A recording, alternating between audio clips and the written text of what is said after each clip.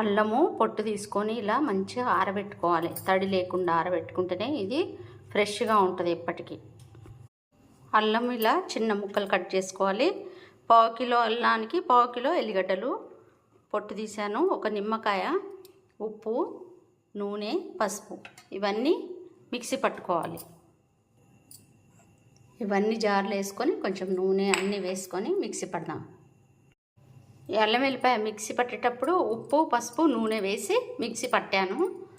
ఇలా చేసుకోవాలి, ఎప్పుడైనా ఫ్రెష్గా ఉంటుంది. ఇందులో ఒక్క నిమ్మకాయ రసం తీసి ఇందులో కలుపుకొని మొత్తం కలిపేసేసి ఒక బాటిల్లో పెట్టేసి ఈ బాటిల్లో పెట్టేసుకొని ఫ్రిడ్జ్లో పెట్టుకుంటే చాలా ఫ్రెష్గా ఉంటుందండి. మీరు కూడా చేసుకోండి. రెడీ అయిపోయింది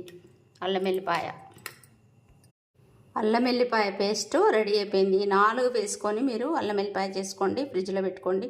చాలా రోజులు ఫ్రెష్గా ఉంటుందండి. మనం రోజు వంట చేసుకునే వంటల్లో ఊరికే మిక్సీ పట్టకుండా ఇట్లా పొడి చేసి పెట్టుకుంటే అన్నీ రెడీ ఉంటే మనం వంట తొందరగా అయిపోతుందండి. ఒకటి జీలకర్ర మెంతుల పొడి వేయించి పొడి చేశాను. ఒకటి పల్లీలు వేయించి పొడి చేశాను. జీలకర్ర పొడి, కొబ్బరి పొడి, ఇది కొబ్బరి పొడి, నువ్వుల పొడి, ధనియాల పొడి.